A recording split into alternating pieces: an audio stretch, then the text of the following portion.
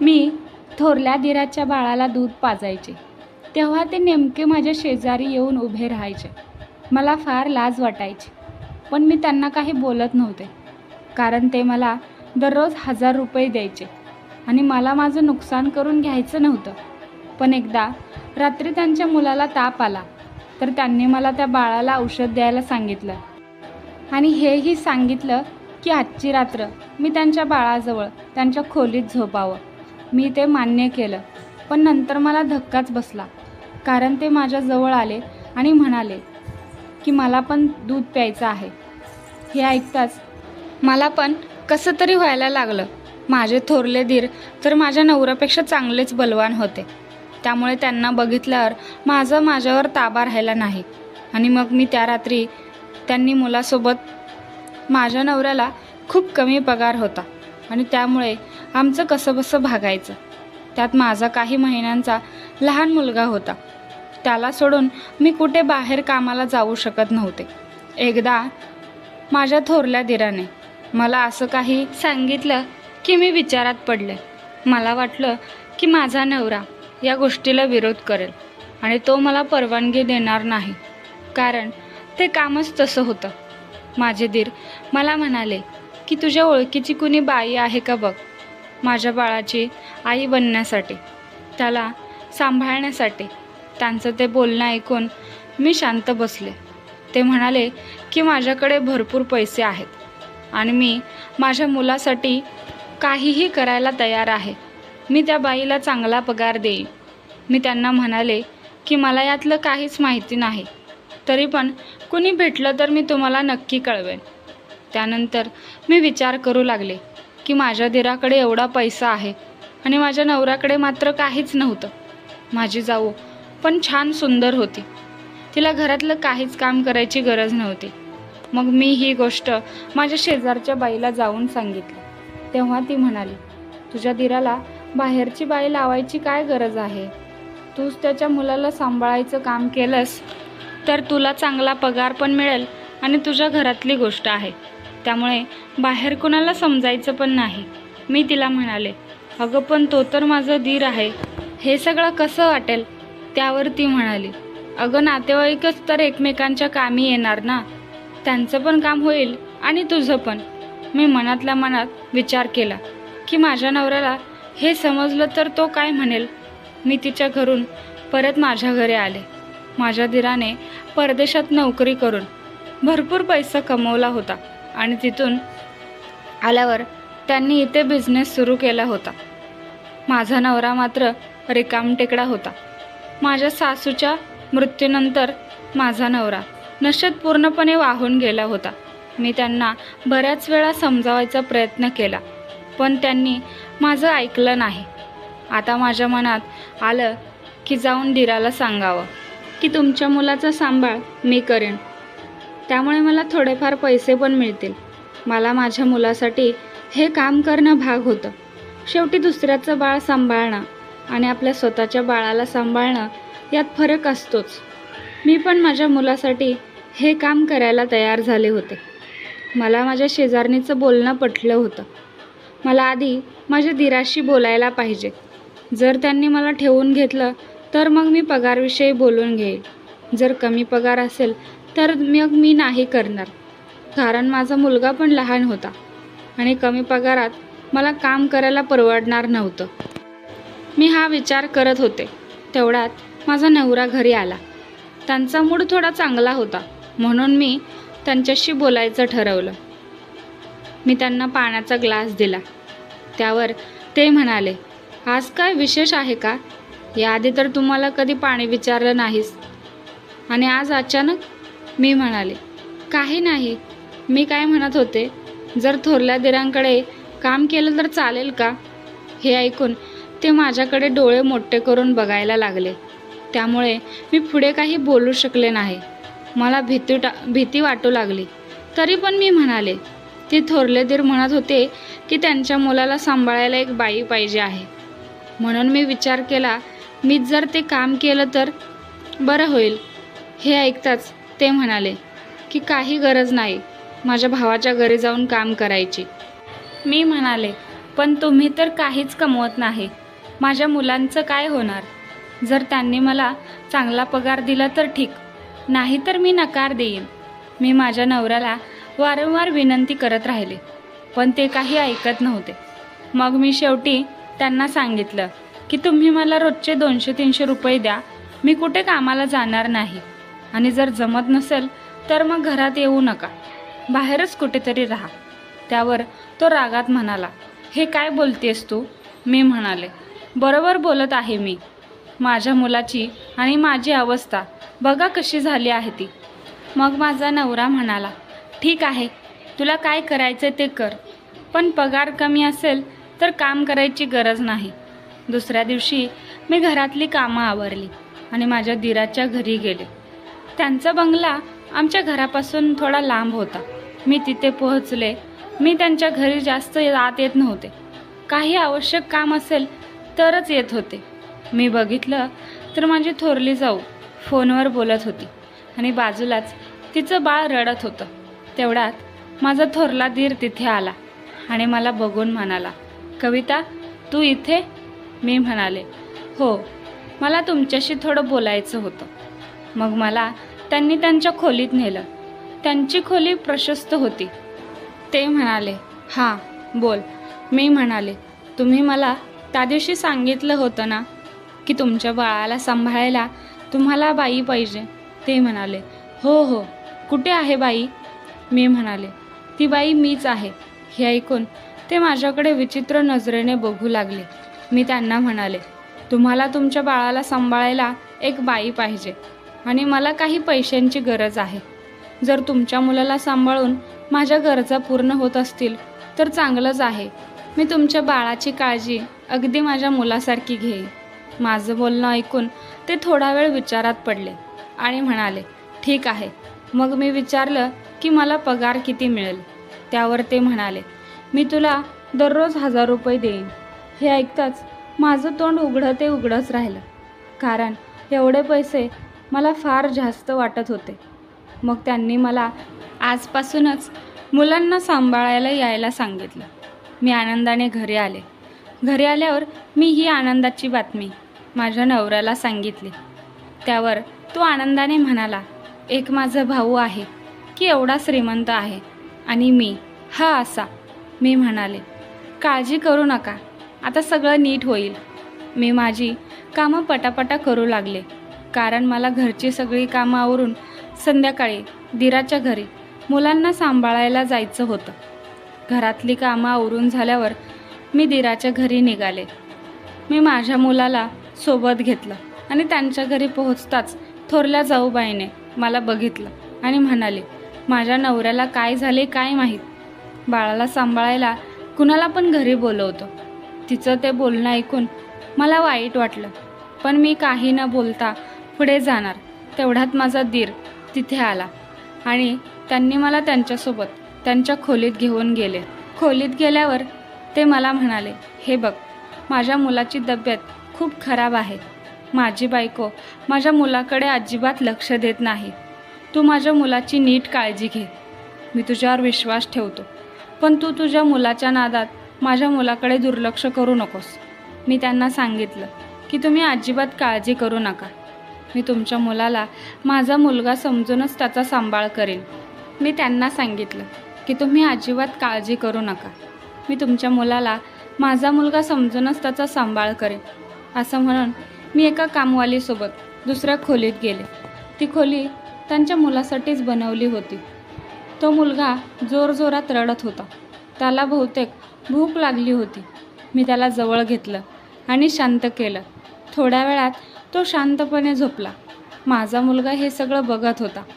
तो माझ्या मांडीवर येण्यासाठी धडपडत होता, पण त्यावेळी माझ्या मांडीवर दिराचा मुलगा होता.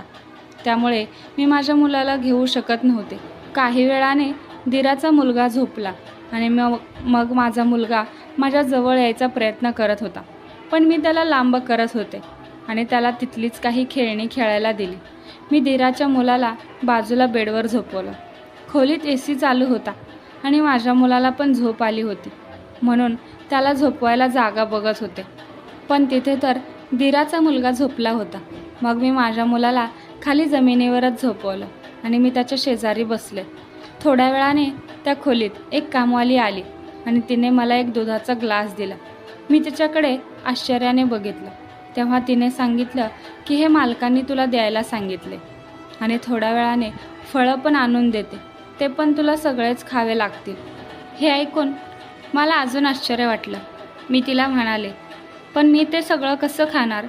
त्यावर ती कामवाली म्हणाली, मालकांचा हुकूम आहे की तुम्ही भरपूर खाल्लं तरच त्यांच्या मुलांची तब्येत चांगली होईल. हे ऐकल्यावर मग मी तो दुधाचा ग्लास प्यायले. कितीतरी दिवसांनी मला असं ग्लास भरून दूध प्यायला मिळालं होतं. नाहीतर आमच्या घरात चहात थोडंसं दूध घालतो तेवढंच माझ्या नशिबी असायचं. माझं मलाच आश्चर्य वाटत होतं की मी एक वेळच्या अन्नाला तरसायचे आणि आज माझ्यासमोर सगळे पदार्थ खाण्यासाठी होते. दिराच्या मुलामुळेच आज 4-5 दिवसातच माझी तब्येत अगदी छान झाली होती. एवढ्या दिवसात मला एक गोष्ट जाणवली होती, ती म्हणजे मी जेव्हा कधी बाळाला घेऊन त्यांच्या खोलीत जायचे तेव्हा लगेच माझे थोरले दीर माझ्या मागे मागे काही ना काही बहाण्याने यायचे. ते माझ्याकडे विचित्र नजरेने बघायचे. त्यामुळे मलासुद्धा थोडं वेगळं वाटायचं. ते मला माझ्या मुलाबद्दल विचारायचे. मला त्यांचं असं अचानक त्या खोलीत येणं अजिबात आवडत नव्हतं. हे असंच अजून काही दिवस चालू राहिलं. मग मी एक दिवशी त्यांना म्हणाले, असं सारखं सारखं खोलीत कशाला येता? मला आवडत नाही. त्यावर ते म्हणाले, हे बघ, मी तुला खाण्यापिण्यासाठी एवढे चांगले चांगले देत आहे, ते यासाठी की माझा मुलगा छान आणि गुटगुटीत व्हावा म्हणून. मला असं वाटतं की तू माझ्या मुलापेक्षा तुझ्या मुलावर जास्त प्रेम करतेस आणि त्यालाच जास्त वेळ देतेस. मी एवढा जो पैसा खर्च करत आहे तो माझ्या मुलासाठी करतो. हे ऐकल्यावर माझं डोकं सरकलं. तो स्वतःला काय समजतो? तो मला काय बेमान समजतो की काय? त्याला असं वाटलंच कसं की त्याच्या मुलाला वेळ न देता मी माझ्या मुलाला घेत असेन का? त्याच्या मुलाला उपाशी ठेवून मी माझ्या मुलाला खायला घालत असेन? मी म्हणाले, हे बघा, मी गरीब असेल पण बेईमान नाही. मला खाल्लेल्या मिठाला जगता येतं. जर तुम्हाला अशी शंका वाटत असेल तर तुम्ही दुसरी बाई बघा. असं बोलून मी माझ्या बाळाला उचलून कडेवर घेतला आणि तिथून जायला निघाले. ते मला मागून हाका मारत राहिले, पण मी काही ऐकलं नाही आणि थेट माझ्या घरी आले. एवढं सगळं ऐकून मी तिथे थांबू तरी कशी? मी माझ्या मुलाचा वेळ त्यांच्या मुलाला देत होते. मी त्यांच्या मुलाची अगदी व्यवस्थित काळजी घेत होते. त्या रात्री माझ्यावर अजून एक संकट आलं. माझा नवरा उशीर झाला तरी अजून घरी आलाच नव्हता. रात्री उशिरा मला कुणाचा तरी फोन आला आणि मला समजलं की माझ्या नवऱ्याला हार्ट अटॅक आला होता. मी दवाखान्यात गेले, पण माझा नवरा आता या जगात नव्हता. हे ऐकताच मला चक्कर आली आणि मी खाली पडले. मी माझ्या नवऱ्याकडे तर कधी माझ्या बाळाकडे बघत होते आणि रडत होते. मला काय करावं काहीच कळत नव्हतं. आमच्या घराच्या बाहेर लोकांची गर्दी जमली होती. मग सकाळीच माझ्या नवरा अंत्यविधी झाला. ती रात्र रडत रडतच काढली. माझ्या लहान मुलाला तर हे देखील माहीत नव्हतं की त्याच्या वडिलांचा मृत्यू झाला आहे. मला सगळेच जण म्हणू लागले की तू तरुण आहेस, मुलगा लहान आहे, तू पुढचं आयुष्य कसं काढणार? तुझा नवरा तर तुला भर जवानीत सोडून गेला. मला त्या सगळ्यांचं बोलणं ऐकून वाईट वाटत होतं. दुसऱ्या दिवशी सकाळी माझ्या दारात एक आलिशान गाडी येऊन थांबली. बाहेर अंगणात लहान मुलं खेळत होती. ती सगळी त्या मोठ्या गाडीच्या मागे मागे पळत आली. तेवढ्यात माझा दरवाजा उघडला आणि माझे थोरले दीर घरात आले. त्यांना बहुतेक भावाच्या निधनाची बातमी समजली होती, त्यामुळे ते माझ्याजवळ आले. मी जोरजोरात रडू लागले. तेव्हा ते मला धीर देत म्हणाले, रडू नकोस, काळजी करू नकोस. मी तुला हेच सांगायला आलो होतो की माझ्या मुलाची तब्येत खूप खराब झाली आहे. तो कामवालीजवळसुद्धा राहत नाही, सारखा रडत असतो. त्याला तुझ्या मांडीची सवय झाली आहे. मला हेच सांगायचं होतं की तू परत कामावर ये. मला माझ्या कृत्याचा पश्चाताप होतोय. थोडं मलाच्या बाबतीत मी जास्तच काळजीत असतो.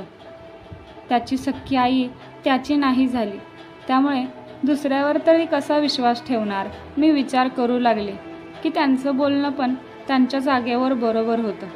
त्यांनी माझ्या हातात थोडे पैसे ठेवले आणि ते तिथून निघून गेले.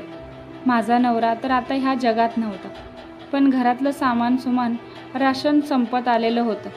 मला त्या कामवालीचा बऱ्याच वेळा फोन येऊन गेला की मालकाचा मुलगा फार आजारी आहे, फक्त तुझ्याच मांडीवर तो शांतपणे झोपतो. मला माझ्या मुलाची पण काळजी होती.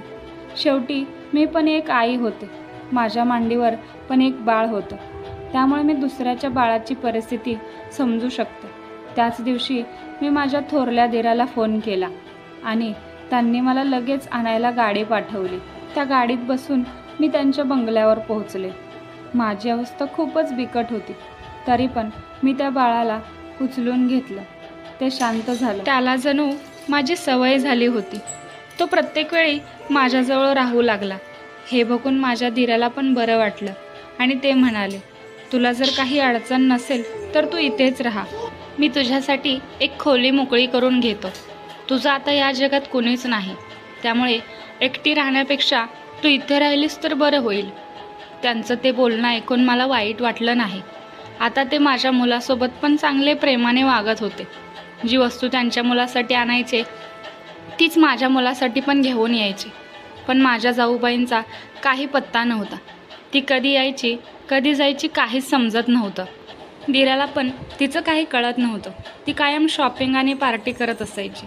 ती कित्येकदा तिच्या मित्रमैत्रिणींना भेटायला म्हणून विदेशात पण एकटीच जाऊन आली होती. तिला तर तिचा मुलगा आजारी असल्याचं कसलंच टेन्शन नव्हतं. मी माझ्या नवऱ्याच्या आठवणीत उदास राहायचे. माझा मुलगा पण त्यांच्या वडिलांची आठवण काढून रडायचा. एकदा दिराच्या मुलाची तब्येत ठीक नव्हती. मी माझ्या रूमवर चालले होते. तेवढ्यात माझे दीर म्हणाले, आज तू इथेच थांब, माझ्या मुलाच्या खोलीत झोपलीस तरी चालेल.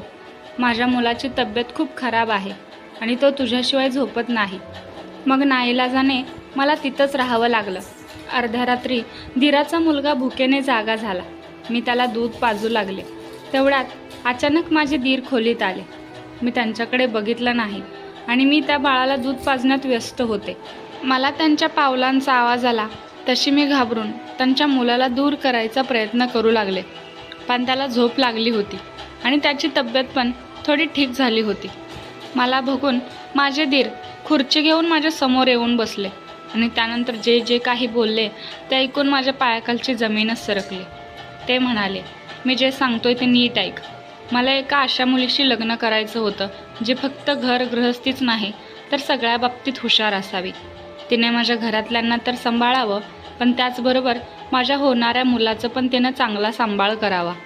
पण मी जिशाशी लग्न केलं तिच्यात तर यातली एक पण गोष्ट नाही. त्यामुळे मला असं वाटते की तू विचार कर आणि मग माझ्याशी लग्न कर. तू माझ्या मुलाला तुझ्या मुलासारखं सांभाळतेस. त्याला पण तुझा चांगलाच लळा लागलाय. मला तुला त्याची आई बनवायला आवडेल. हे सगळं ऐकताच मला राग आला. माझा चेहरा रागाने लाल झाला होता. मी म्हणाले, मी फक्त माझ्या नवऱ्यावर प्रेम केलंय. मी असं कसं तुमच्याशी लग्न करू? अजून त्यांच्या आत्म्याला शांती पण मिळाली नसेल. असं बोलून मी माझ्या रूमकडे निघाले. तेवढ्यात माझे दीर म्हणाले, तुला तुझा निर्णय घ्यायचा पूर्ण अधिकार आहे. पूर्ण विचार करून मग निर्णय घे. माझे दीर माझ्या मुलाशी खूप चांगले आणि प्रेमाने वागत होते. त्याला तर त्या सगळ्या सुखसुविधा मिळत होत्या ज्या श्रीमंतांच्या मुलांना मिळायच्या. मी बराच विचार केला आणि मग माझ्या मुलाच्या भविष्यासाठी मी दीराचा प्रस्ताव मान्य केला. पण मला माझ्या थोरल्या जाऊबाईंची भीती वाटत होती. मी त्यांना होकार देताच त्यांनी त्यांच्या बायकोला सोडचिठ्ठी दिली. तिने ओरडून खूप कांगावा केला. पण माझ्या दीराने तिच्याकडून सगळे क्रेडिट कार्ड आणि बँकचे अकाउंट काढून घेतले. आत्तापर्यंत तिने त्यांच्या पैशावरच खूप ऐश केली होती. त्यांनी तिच्याकडून सगळे हक्क आणि पैसे काढून घेतले. त्यामुळे ती पूर्ण कंगाल झाली होती. कधी कधी मला असं वाटतं की हा निर्णय घेऊन मी चुकी केली आहे. पण लग्नानंतर त्यांचं माझ्यावर असलेलं प्रेम बघून मी स्वतःला नशीबवान समजू लागले. बहुतेक माझ्या नशिबात हेच लिहिलं होतं. माझ्या मुलाला वडिलांचं प्रेम मिळत होतं आणि त्यांच्या मुलाला आईचं. मी देवाचे खूप आभार मानते की त्याने माझ्या नशिबाचे बंद दरवाजे उघडले आणि माझ्या आयुष्यात आनंद भरला. Yeah.